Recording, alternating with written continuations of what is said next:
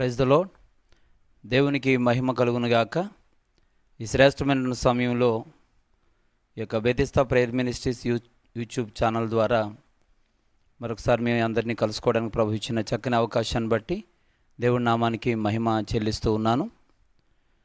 ఈ యొక్క YouTube channel ద్వారా దేవుడు నాకు ఇచ్చినటువంటి కుమారుడు విజయ్ కుమార్ సామ్యుయల్ ద్వారా ఎన్నో లోతైనటువంటి అంశాలను, ఎన్నో లోతైనటువంటి చరిత్రతో కూడినటువంటి మర్మాలను తెలుసుకోవడానికి ప్రభు మనందరికీ ఇచ్చిన చక్కని అవకాశాన్ని బట్టి ప్రభువుని మహింపరుస్తూ ఉన్నాను. చిన్న వయసులోనే దేవుని యొక్క పరిచర్యకు సమర్పించబడి బైబిల్ తర్ఫీదును పొంది ఈ యొక్క సమయంలో పరిచర్యలో మాత్రమే కాకుండా, దేవుడు మాకు ఇచ్చినటువంటి సంఘాల్లో మాత్రమే కాకుండా అనేక ప్రాంతాలలో ఉన్నటువంటి వారు కూడా ఈ యొక్క ఛానల్ ద్వారా ఎన్నో నిగూఢమైనటువంటి మర్మాలతో కూడిన వర్తమానాలు వినడానికి ప్రభు అవకాశం ఇచ్చారు. అందుని బట్టి దేవునికి మహిమ చెల్లిస్తూ రాబోతున్న దినాల్లో ఇంకనూ ఘనంగా దేవుడు వాడుకోవాలని కుమారు నిమిత్తం మీరు ప్రార్థించాలని, ప్రోత్సహించాలని మనవి చేస్తూ ఉన్నాను.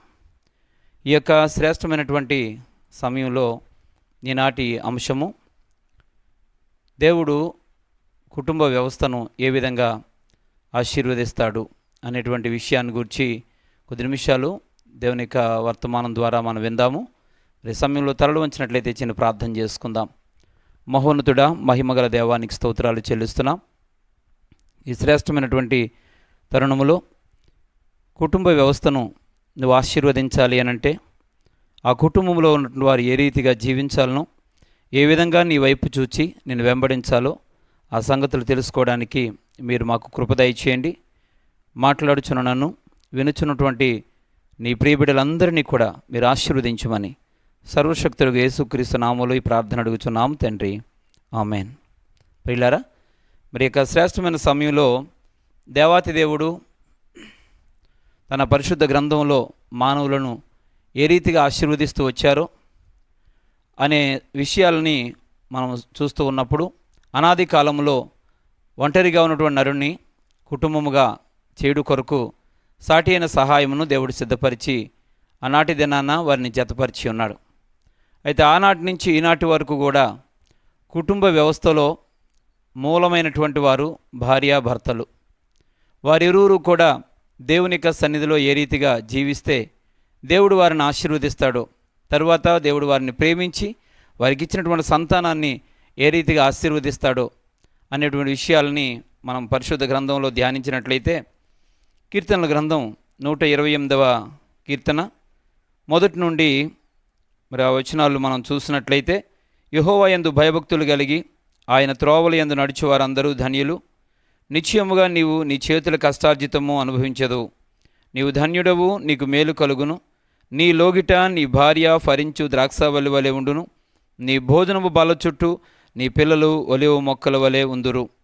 యెహోవా యందు భయభక్తులు గలవాడు ఇలాగూ ఆశీర్వదించబడును. సీయోనుల నుండి యెహోవా నిన్ను ఆశీర్వదించును. నీ జీవితకాలమంతయు యెరూషలేమునకు క్షేమం కలుగుట చూచెదవు. నీ పిల్లల పిల్లలను నీవు చూచెదవు. ఇశ్రాయేలు మీద సమాధానం ఉండునుగాక. ప్రియులారా, మరి యొక్క వచన భాగాల్లో మనం గమనించినట్లయితే కుటుంబ యజమానిని గూర్చి అక్కడ వ్రాయబడింది, తరువాత యజమానురాలు గూర్చి అక్కడ వ్రాయబడింది, తరువాత బిడ్డలను గూర్చి కూడా అక్కడ వ్రాయబడింది. అంత మాత్రమే కాకుండా 2వ వచనంలో నీ చేతుల కష్టార్జితము నీవు అనుభవిస్తావు అని, కష్టార్జితాన్ని ఆశీర్వదిస్తానని, కష్టార్జితం ద్వారా మరి అనేక రీతిలుగా ఈ లోకంలో నువ్వు ఆశీర్వదించబడతావని దేవుడు తెలియచేశాడు. అలాగే 5వ వాక్యం మనం గమనించినట్లయితే, నీ జీవిత కాలమంతయు యెరూషలేములో క్షేమము కలుగుట చూచెదవు అంటే భవిష్యత్ కాలాన్ని గురించి కూడా దేవుడు శ్రేష్టమైనటువంటి ఆశీర్వాదాన్ని అక్కడ ఉంచాడు. కనుక 3 విషయాలు ఇందులో మనం గమనించవచ్చు. 1 కుటుంబ వ్యవస్థ, 2 ఫైనాన్స్, 3వది ఫ్యూచర్.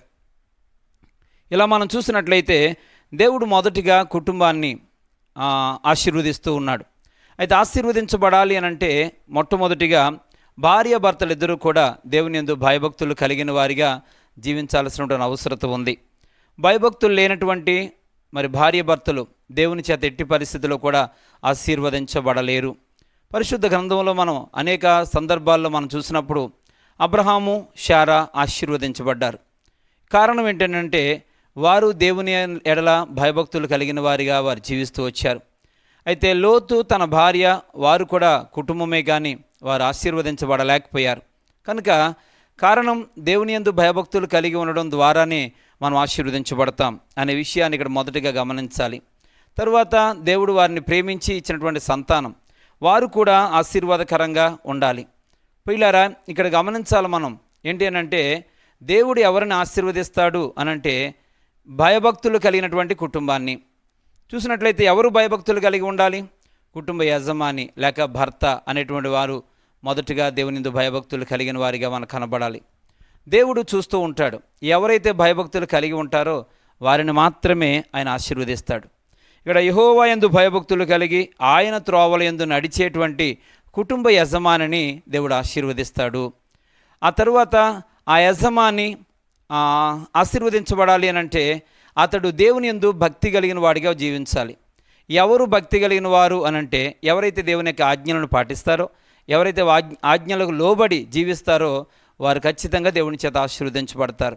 భర్త అనేటువంటి స్థానం, భార్య అనేటువంటి స్థానం మరి చాలా ప్రాముఖ్యమైనవి. ఎఫెసీయులకు రాసిన పత్రిక 5వ అధ్యాయంలో 22వ వచనంలో మనం చూస్తాం, నీ యొక్క భార్యను ప్రేమించాలి, అలాగే నీ భర్తను లోబడి ఉండాలి. అంటే భర్త యొక్క స్థానం ఏదేనంటే భార్యను తన సొంత శరీరం వలె ప్రేమించాలి. ఇది దేవునికి ఆజ్ఞ. దేవునికి ఆజ్ఞను పాటించే ఏ భర్త అయినప్పటికీ కూడా ఖచ్చితంగా తన భార్యను ప్రేమించాల్సిందే. ఏ భార్యనైతే భర్త ప్రేమించడో ఆ భర్త దేవునికి ఆజ్ఞను మీరినట్లే. కనుక అలాగా దేవుడి చేత ఆశీర్వదించబడాలి అనంటే మొట్టమొదటిగా భార్యను ప్రేమించేవానిగా ఉండాలి.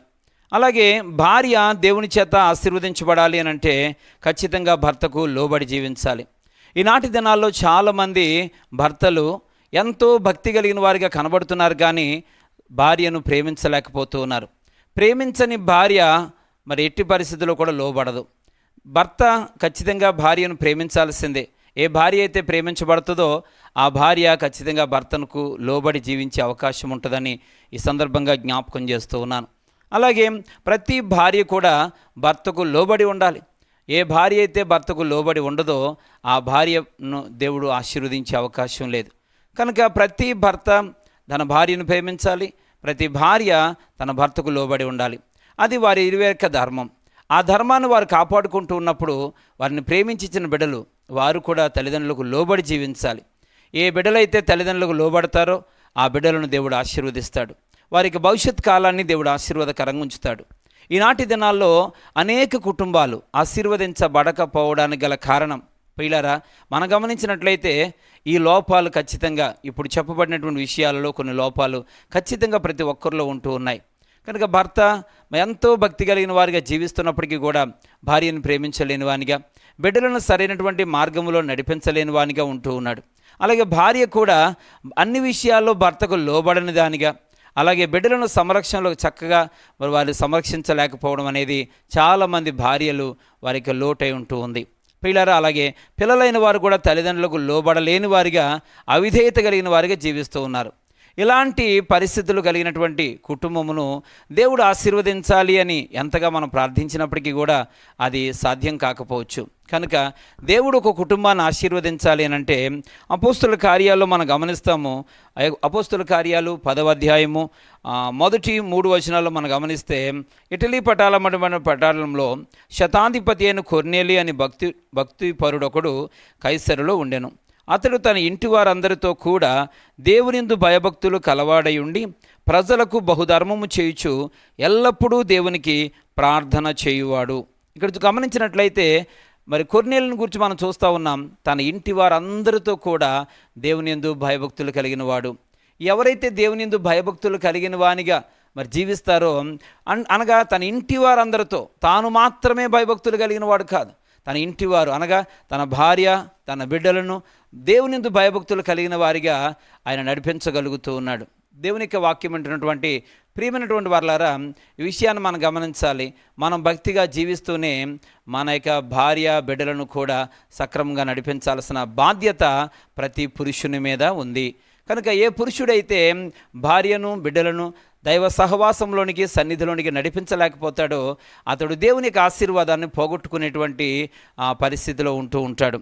పరిశుద్ధ గ్రంథంలో మనం చూసినట్లయితే సమూయేలుకు రాసిన 2వ గ్రంథము 8వ అధ్యాయములో 7వ అధ్యాయం 29వ వాక్యం మనం చూసినట్లయితే దావీదు ఇక్కడ ప్రార్థన చేస్తూ ఉన్నాడు. దయచేసి నీ దాసుడనైన నా కుటుంబము నిత్యము నీ సన్నిధిని ఉండునట్లుగా దానిని ఆశీర్వదించుము. యెహోవా నా ప్రభువా, నీవు సెలవిచ్చి ఉన్నావు, నీ ఆశీర్వాదము నుండి నా కుటుంబము నిత్యము ఆశీర్వదించబడునుగాక. దావీదు ప్రార్థన చేస్తూ ఉన్నాడు. నీ దాసుడినైన నా కుటుంబము నిత్యము నీ సన్నిధిని ఉండునట్లుగా దానిని ఆశీర్వదించుము. ప్రియమైనటువంటి వారలారా, దావీదు ప్రార్థన ప్రత్యేకంగా కనబడుతోంది. దేవుడు సన్నిధిలో ఉండునట్లుగా ఆశీర్వదించు అంటే ఒక ఆశీర్వాదమును గురించి మనం దావీదు ప్రార్థనలో ఒక నిర్వచనాన్ని మనం చూడగలుగుతున్నాం. అదేంటి అనంటే దేవుడి సన్నిధిలో ఉండడమే గొప్ప ఆశీర్వాదం. ఏ కుటుంబం అయితే దేవుడి సన్నిధిలో ఉంటూ ఉంటుందో, ఆయన సన్నిధిలో కనబడుతూ ఉంటుందో, ఆయన సన్నిధిలో గడుపుతూ ఉంటారో వారు దేవుని చేత ఆశీర్వదించబడడానికి మెండైన అవకాశం ఉంది. ఇది నా దేవా, నన్ను ఆశీర్వదించు, నా కుటుంబాన్ని ఆశీర్వదించు, నా సరిహద్దులను విశాలపరచు, నన్ను అంతకంతకు అభివృద్ధిపరచు, నేను ఉన్నతమైన స్థితిలోనికి రావాలి అని ఎంతోమంది ప్రతి దినము కూడా ప్రార్థిస్తూ ఉన్నారు, ఆశపడుతూ ఉన్నారు. దేవుడు నన్ను తలగా చేస్తాడు కానీ తోకగా చేయడు, ఇచ్చేవానిగా చేస్తాను కానీ పుచ్చుకునేవానిగా చేయడు. ఇలా ఎన్నో వాగ్దానాలు జ్ఞాపకం చేసుకుంటూ అనేక మంది ప్రతి దినము దేవునికి ప్రార్థన చేస్తూ ఉన్నారు, ఆశపడుతూ ఉన్నారు. దేవునికి వాక్యం అంటున్నటువంటి వాళ్ళరా, ఇదంతా మాత్రం తప్పు కాదు. కానీ అయితే ఆశపడే ముందు మనం భక్తి కలిగిన వారిగా జీవిస్తున్నామా లేదా అనేది చాలా చాలా చాలా ప్రాముఖ్యమైన విషయం. ఎవరైతే దైవ సన్నిధిలో భయభక్తులు కలిగిన వారిగా జీవిస్తారో అలాంటి వారిని దేవుడు ఖచ్చితంగా ఆశీర్వదిస్తాడు. అయితే భయభక్తులు అంటే ఏంటి అంటే ఇందాక మొదటగా చెప్పినట్లుగా ప్రతి భర్త భార్యను ప్రేమించబద్ధుడై ఉన్నాడు. ప్రతి భార్య భర్తకు లోబడి ఉండాలి. పిల్లలు తల్లిదండ్రులకు విధేయులై ఉండాలి. ఎప్పుడైతే ఈ ధర్మమును, ఎవరి ధర్మమును వారు క్రమంగా పాటిస్తూ ఉంటారో, అలాగే రెండవదిగా వారందరూ కూడా దైవ సన్నిధిలో ప్రభువుని ఘనపరుస్తూ మహింపరుస్తూ ఉంటారో అలాంటి కుటుంబాలని ఖచ్చితంగా ప్రభువారు ఆశీర్వదిస్తారు. ఇక్కడ చూసినట్లయితే 128వ కీర్తనలో మరొకసారి మనం గమనించినట్లయితే అక్కడ దేవునిందు భయభక్తులు కలిగి ఆయన త్రోవలయందు నడుచు వారందరూ ధన్యులు. ఇక్కడ మన కుటుంబము ధన్యత కలిగిన కుటుంబముగా మొదట మారాలి. దేవుని ఆశీర్వాదం పొందాలంటే కుటుంబానికి దేవుడు ధన్యులు అనేటువంటి పేరునివ్వాలి. అది ఎవరు ధన్యులు అనంటే ఎవరైతే దేవుని యొక్క త్రోవలయందు నడుస్తారో, ఆయన మార్గములందు జీవిస్తారో అలాంటి వారందరూ కూడా ధన్యులు. దేవుని యొక్క వాక్యం అంటున్న వాళ్ళారా, మనం ధన్యత కలిగిన కుటుంబంగా ఉన్నామా? ఈరోజు మనం ఒకసారి పరిశీలన చేసుకుంటే మన కుటుంబాలు ఏ విధంగా ఉన్నాయి? ఆ కుటుంబంలో నుంచి ఒక్కరు మాత్రమే దేవుని సన్నిధికి వస్తూ ఉన్నారా? నీవు మాత్రమే కుటుంబ యజమానుడిగా దేవుని సన్నిధికి వస్తున్నావా? ఒకవేళ యజమానురాలుగా మీరొక్కరు మాత్రమే దేవుని సన్నిధికి వస్తూ ఉన్నారా?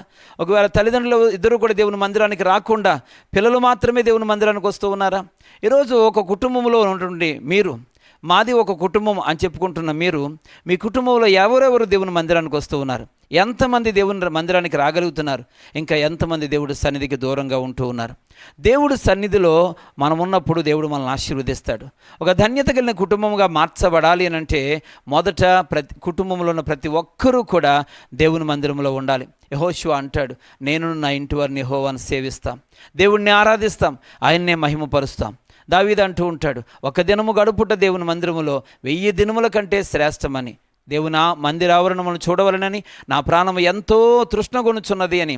ఇలాంటి ఆశతో కూడిన ఆశాభావాన్ని వ్యక్తం చేస్తూ భక్తుడైనటువంటి దావీదు చేస్తున్న ప్రార్థనలు లేక పాడుతున్న పాటలు ఈరోజు మనకెంతో ప్రోత్సాహాన్ని ఇస్తూ ఉన్నాయి. ప్రియమైన వాళ్ళారా, భక్తుడు ఆ రీతిగా దేవుని సన్నిధిలో ఆశపడుతూ ఉన్నప్పుడు మనం ఏ రీతిగా దేవునితో సహవాసం చేయడానికి, ఆయన మందిరానికి రావటానికి ప్రత్యేకమైన శ్రద్ధను కనపరుస్తున్నాం? ఒకసారి మనం ఆలోచన చేద్దాం. దేవుని మందిరంలో కుటుంబం అంతా కూడా గడపటం అనేది గొప్ప ధన్యకరమైంది. అటువంటి ధన్యకరమైన కుటుంబాలు ఖచ్చితంగా దేవుడి చేత ఆశీర్వదించబడడానికి ఆస్కారం ఉంది.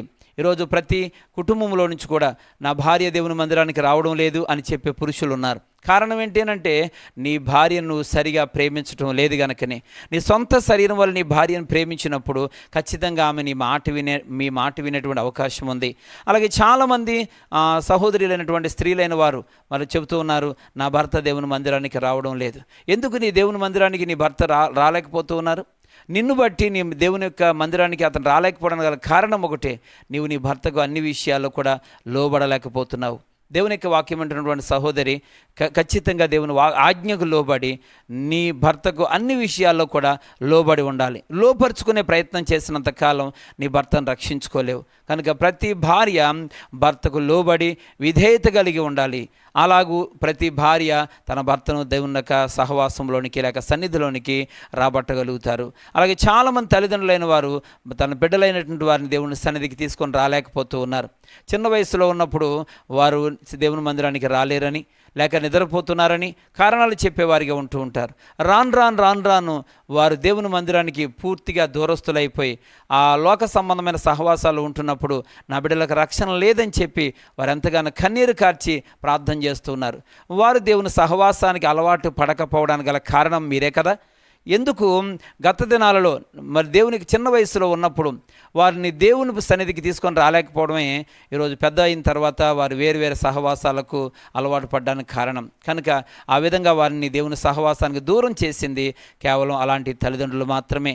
ప్రియమైనటువంటి వారులారా, ఈరోజు కుటుంబ వ్యవస్థలో ఉన్నటువంటి భార్య భర్త బిడ్డలు ఇంకా వారిని కన్న తల్లిదండ్రులు, వృద్ధాప్యములు ఉన్న తల్లిదండ్రులు కానీ అన్నదమ్ములు కానీ అక్కచెల్లెండ్రు కానీ ప్రతి ఒక్కరూ కూడా దేవుని యొక్క సన్నిధిలో సహవాసంలో సాగుతున్నప్పుడు వారి మధ్యన ప్రేమ ఆప్యాయతలు అనేవి ఉంటాయి. కనుక ప్రేమ అనేటువంటి ఆయుధంతో దేవుడు పరలోక రాజ్యాన్ని విడిచిపెట్టి భూలోకానికి వచ్చి కఠినాత్మలైన మనుషుల యొక్క మనస్సులను ఆయన గెలుచుకోగలిగాడు. అదే ప్రేమను ఈరోజు మనం కూడా కలిగి ఉండాల్సిన అవసరం ఉంది. ప్రేమ అనేది దేన్నైనా సాధించడానికి ప్రయోజనకరమైనటువంటి ఆయుధము. కనుక యేసుక్రీస్తు ప్రభుల వారు కూడా లోకంలో ఉన్న మనుషుల యొక్క మనస్సులను గెలవటానికి వారి యొక్క హృదయాలను ఆకర్షించడానికి ప్రేమ అనేటువంటి ఆయుధాన్నే వాడారు. కనుక కోపము లేక కక్ష, క్రోధం ఇలాంటి వాటిని వాడడం ద్వారా ఒక మనిషిని రక్షించుకోలేరు. కనుక ఈరోజు మన కుటుంబంలో ఉన్న వారందరినీ కూడా దైవ సన్నిధికి నడిపించాలి అని అంటే ఖచ్చితంగా మనం వాడాల్సిన ఆయుధం కూడా ప్రభువారు వాడిన ఆయుధమే, ఆ ప్రేమనే మనం కూడా వాడాల్సిన అవసరం ఉందని మరొకసారి ప్రేమపూర్వకంగా మరి యొక్క సమయంలో తెలియజేస్తూ ఉన్నాను. కనుక నువ్వు ప్రేమించేటువంటి తత్వం, మన మాటల్లో ప్రేమ, క్రియల్లో ప్రేమ, ఆ ప్రేమను మనం కనపరిచినప్పుడు యేసుక్రీస్తు ప్రభువు ఎలాగైతే లోకాన్ని ఆకర్షించి జయించగలిగారో మనం కూడా జయించి మనందరినీ కూడా మన వారందరినీ కూడా రక్షించుకునే అవకాశం ఉంటుంది. ఈ రీతిగా మనం మరి సహవాసంలో జీవించడం ద్వారా దేవుని చేత ఆశీర్వదించబడడానికి మెండైన అవకాశాలు ఉంటాయి. అదే సమయంలో త్రోవల యందు నడుచు వారందరూ ధన్యులు అనగా యేసుక్రీస్తు యొక్క చూపించిన త్రోవ, ఆయన నడిచిన మార్గాన్ని మనం నడవాల్సినటువంటి అవసరం ఉంది.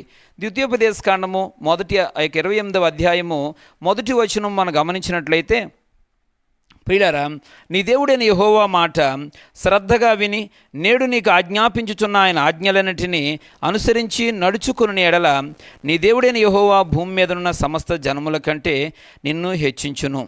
నీవు నా మాట, నీ దేవుడైన యెహోవా మాట వినిన ఎడల ఈ దీవెనలన్నీ నీ మీదికి వచ్చి నీకు ప్రాప్తించును. ఇక్కడ చూసినట్లయితే కుటుంబ యజమానితో దేవుడు చెబుతున్నటువంటి శ్రేష్టమైనటువంటి మాట, నీ దేవుడైన యెహోవా మాట శ్రద్ధగా విని నేడు నీకు ఆజ్ఞాపించుచున్న ఆజ్ఞలన్నిటినీ అనుసరించి నడుచుకుని ఎడల నీ దేవుడైన యెహోవా భూమి మీద ఉన్న సమస్త జనముల కంటే నిన్ను ఆశీర్వదిస్తాడు లేక నిన్ను హెచ్చిస్తాడు. ప్రియులారా, ఇక్కడ చూసినట్లయితే దేవుని చేత హెచ్చించబడాలి అనంటే, దేవుని చేత మన కుటుంబం ఆశీర్వదించబడాలి అనంటే ఇక్కడ మనము దేవుని యొక్క మాటను వినాలి. రెండవదిగా ఆయన ఆజ్ఞలను అనుసరించి ఆయన త్రోవలలో నడుచుకోవాలి. ఎవరైతే అలా చేస్తారో వారందరినీ కూడా దేవుడు ఆశీర్వదిస్తాడు. ఆ యొక్క కుటుంబంలో ఉన్నటువంటి వ్యక్తులు పొలములోకి వెళితే అక్కడ దీవించబడతారు, ఇంటిలోకి వస్తే అక్కడ దీవించబడతారు. వారి గర్భఫలము, వారి యొక్క భూఫలము, సమస్త ఫలములు ఫలభరితంగా మార్చబడి వారు దీవించబడుతూ ఉంటారని ఇక లేఖనంలో సెలవిస్తూ ఉన్నాడు. కనుక అదే సమయంలో 15వ వచనాన్ని మనం గమనించినట్లయితే, నేడు నీకు ఆజ్ఞాపించు ఆయన సమస్తమైన ఆజ్ఞలను కట్టడలను నీవు అనుసరించి నడుచుకొనవలనని నీ దేవుడైన యెహోవా సెలవిచ్చిన మాట వినని ఎడల ఈ శాపములన్నీ నీకు సంభవించును. ప్రియమైనటువంటి వారులారా, ఇక్కడ గమనించినట్లయితే ఆయన మాట వినట్లయితే ఆశీర్వాదం ఉంది, ఆయన మాట వినకపోతే శాపం ఉంది. కనుక ఈరోజు మన కుటుంబాల్లో మనం శాపాన్ని అనుభవించాల్సి వస్తూ ఉందా? దేవుడు నా వల్ల కనికరించటం లేదు, దేవుడిని నేను నమ్ముకున్నాను కానీ దేవుడు నన్ను ఆశీర్వదించట్లేదు, దేవుడిని మందిరానికి నేను వెళుతున్నాను కానీ ఆయన ఇంకా నన్ను దీవించటం లేదని ఒక నిరాశ పడుతున్నారా? ఇక సమయంలో మనం గమనిద్దాం. ఆ యొక్క 128వ అధ్యాయం, ద్వితీయోపదేశకాండం 28వ అధ్యాయం మొదటి వచనం ప్రకారంగా దేవుని మాట విని ఆయన ఆజ్ఞలను అనుసరించి నడుచుకుంటూ ఉన్నామా? 15వ వచనం ప్రకారంగా ఆయన మాట విని కూడా ఆయన త్రోవల్లో నడవకుండా మనకిష్టమైన త్రోవల్లో నడుచుకునేటువంటి వారిగా ఉంటూ ఉన్నామా? ప్రియులారా, దేవుని మాట వింటే ఖచ్చితంగా ఆశీర్వాదమే. అబ్రహాము దేవుని మాట విన్నాడు. నీవు లేచి నీ దేశాన్ని విడిచిపెట్టి నేను చూపించబోయే దేశానికి వెళ్ళు అని చెప్పినప్పుడు అబ్రహాము దేవుని మాటకు లోబడ్డాడు. అందుకే దేవుడు అబ్రహామును బహుగా ఆశీర్వదించాడు. ప్రియులారా, అబ్రహాము కూడా వెళ్ళినటువంటి లోతును కూడా దేవుడు ఆశీర్వదించినట్టుగా మనం చూస్తూ ఉన్నాం. అయితే లోతును దేవుడు ఆశీర్వదించాడు. ఆదికాండం 13వ అధ్యాయంలో మనం చూస్తాం. అబ్రహామును దేవుడు ఆశీర్వదించినట్లుగానే లోతును కూడా దేవుడు ఆశీర్వదించాడు. అయితే తదుపరి లోతు కుటుంబము నానాటికి నశించిపోవడానికి గల కారణం ఏంటి? ప్రియులారా, అక్కడ చూసినట్లయితే లోతును ఎన్నోసార్లు దేవుడు రక్షించే ప్రయత్నం చేశాడు, కానీ దేవుడు మాట లోతు వినలేదు. అలాగే సొదొమ గొమొర్రా పట్టణాల మీద అగ్ని కురిపించాల్సి వచ్చినప్పుడు ఆ పట్టణాలు నాశనం చేయబోయే సమయంలో లోతు కుటుంబాన్ని వెలుపలికి తీసుకుని వచ్చి దేవదూతలు చెప్పారు. ఏమనంటే, ఇదిగో చూపించబోయే ఒక కొండను చూపించి ఆ కొండకు పారిపోమ్మని. వెంటనే లోతు అంటాడు కదా, దేవుడు చూపించిన కొండకు వెళ్లకుండా తాను ప్రక్కన ఉన్నట్టు మరొక కొండను చూపించి అక్కడికి మేము పారిపోలేము, ఈ కొండకు మేము వెళ్ళిపోతాం అని లోతు చెప్పినప్పుడు దేవదూతలు సరే అన్నారు. అంటే అక్కడ మనం గమనించాలి, అబ్రహాము దేవుని మాటకు లోబడ్డాడు, లోతు దేవుని యొక్క మాటకు అవిధేయత చూపించాడు. అబ్రహాము దేవుడి ఇష్టాన్నే తన ఇష్టంగా భావించాడు. దేవుడు చూపించిన ప్రాంతానికి అబ్రహాం వెళ్ళాడు. అందుకే అబ్రహాం దేవుడి చేత దీవించబడ్డాడు. లోతు దేవుడు చూపించిన స్థలానికి వెళ్లకుండా తనకిష్టమైన స్థలానికి వెళ్ళడానికి తాను కోరుకున్నాడు. అదే ప్రార్థన అంగీకరించబడినప్పటికీ లోతు కుటుంబం పతనం అవడానికి ఆ నిర్ణయమే మూల కారణమైందని ఇక్కడ మనం గమనించవచ్చు. ప్రియమైన వారలారా, దేవుడు మాట వింటే ఆశీర్వాదం, దేవుడు మాట వినకపోతే శాపం అనడంలో ఈ 2 ఉదాహరణలు మనకు ఎంతో ప్రాముఖ్యమైనవి అర్థమవుతూ ఉన్నాయి. కనుక ఈ దినాన దేవుని యొక్క వాక్యం వింటూ ఉన్నావా? దేవుని వాక్యాన్ని అంగీకరిస్తూ ఉన్నావా?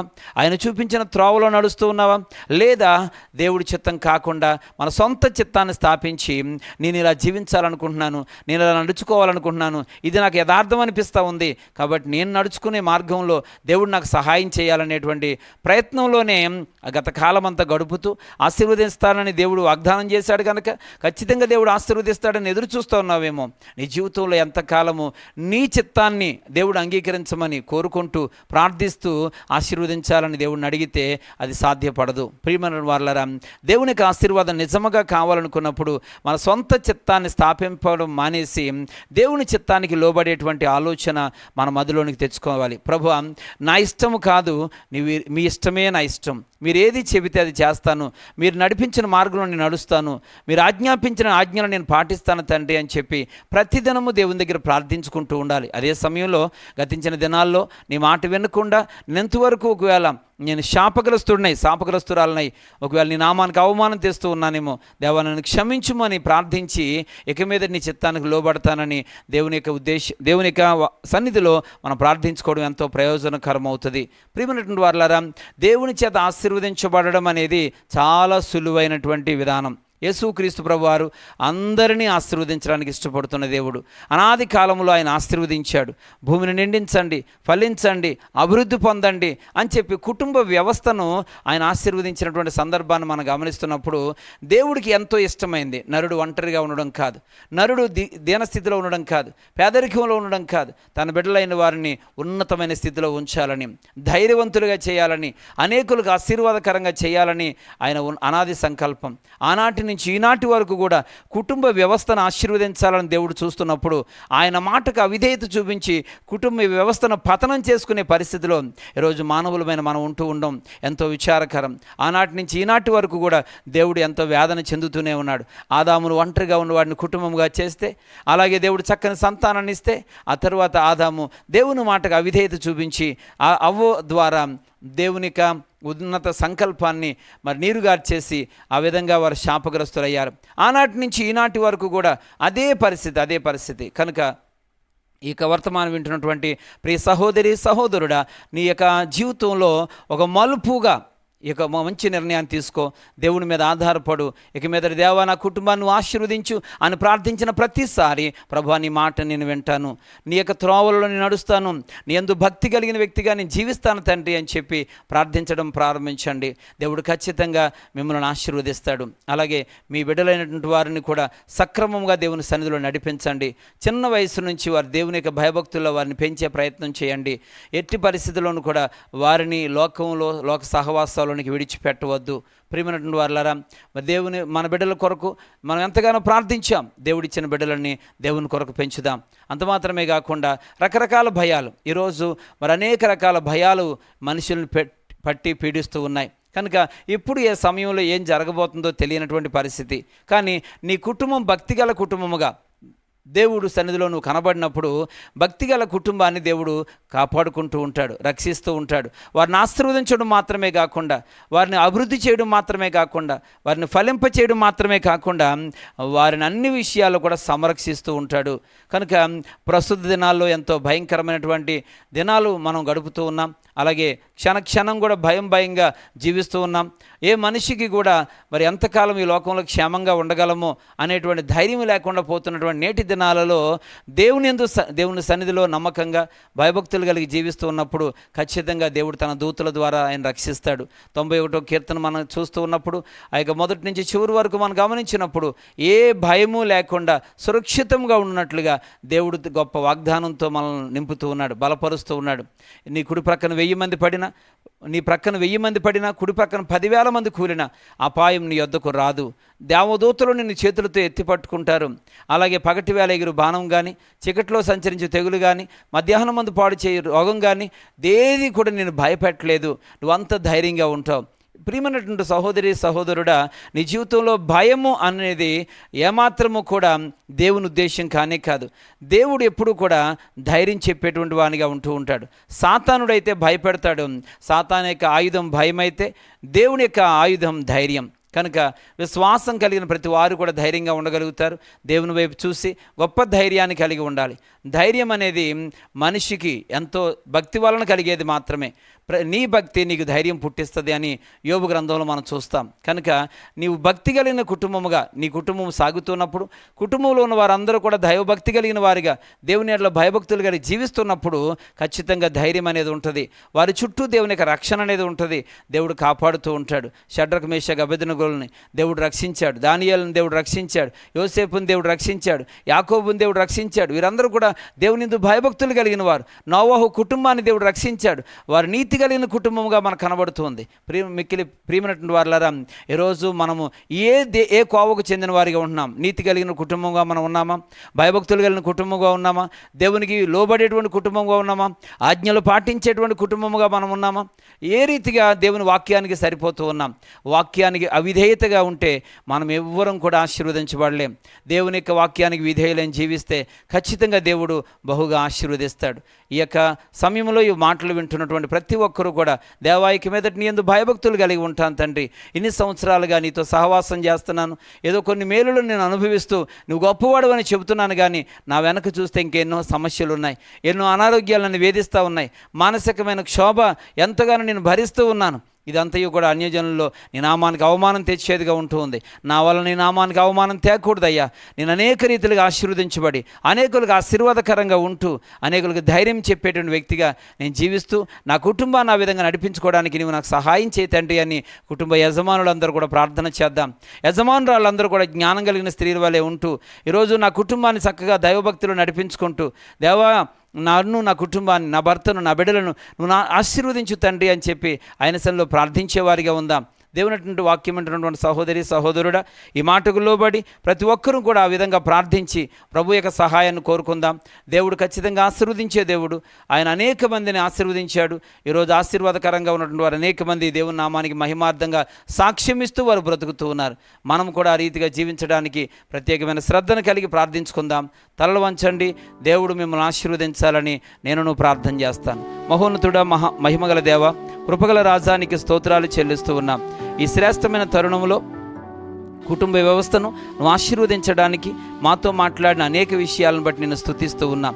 ప్రభువానికి వందనాలు. అనేక మంది నీ సన్నిధిలో కుటుంబంలో నలుగురుగా లేక ఐదుగురుగా ఉంటూ ఉన్నప్పుడు ఒకరు మాత్రమే లేక ఇద్దరు మాత్రమే దైవభక్తి కలిగిన వారిగా జీవిస్తూ మిగిలిన వారు అవిశ్వాసులుగాను నామకార్థమైనటువంటి వారిగా జీవిస్తూ ఉండడం వలన మా కుటుంబాన్ని ఆశీర్వదించబడలేకపోతూ ఉన్నాం. దాన్ని మా కుటుంబాలు మేము దీవించబడలేకపోతూ ఉన్నాం. దేవా, ఇక దినాన నీ వాక్యం ద్వారా మేము భయభక్తులు కలిగి జీవిస్తే, నీ మాటకు లోబడితే, నీ ఆజ్ఞలను పాటిస్తే, నీ త్రోవల యందు నడుచుకున్నట్లయితే ఖచ్చితంగా ఆశీర్వదిస్తానని వాగ్దానం చేస్తావు. అంత మాత్రమే కాకుండా నువ్వు భవిష్యత్ కాలాన్ని దీవిస్తానని చెప్పావు. అలాగే కష్టార్జితమును అనుభవిస్తే అవకాశం ఇస్తానని చెప్పావు. తద్వారా ఆశీర్వదించబడిన కుటుంబం ప్రభువా దీవిస్తానని చెప్పి వాగ్దానం చేసిన రీతిగానే ఈ యొక్క సమయంలో ఈ యొక్క వాక్యం విన్నటువంటి ప్రతి సహోదరి సహోదరుడిని, ప్రతి కుటుంబాన్ని మీరు బహుగా దీవించి ఆశీర్వదించమని, అనేకులకు ఆశీర్వాదకరంగా నిబిడలున్నట్లుగా దీవించమని మనసారా ప్రార్థిస్తున్నాను. అలాగే ప్రభువా ఈ వాక్యాన్ని ఎంతమంది నాయన అంగీకరిస్తూ ఉన్నారు, అలాగే వారందరినీ కూడా నాయన మీరు ఈ రాత్రే ప్రభు, ఈ దినమే, ఈ సమయంలోనే వారిని ఆశీర్వదించి ఫలవర్తం చేయమని ప్రార్థిస్తూ మహిమా ఘనత ప్రభావాలు నీకే చెల్లిస్తూ సర్వశక్తులకు యేసుక్రీస్తు ప్రశస్త నామములో ఈ ప్రార్థన వినయంతో వేడుకొనుచున్నాము తండ్రి, ఆమేన్. God bless you. దేవుడు మిమ్మలను, మీ కుటుంబములను బహుగా ఆశీర్వదించునుగాక.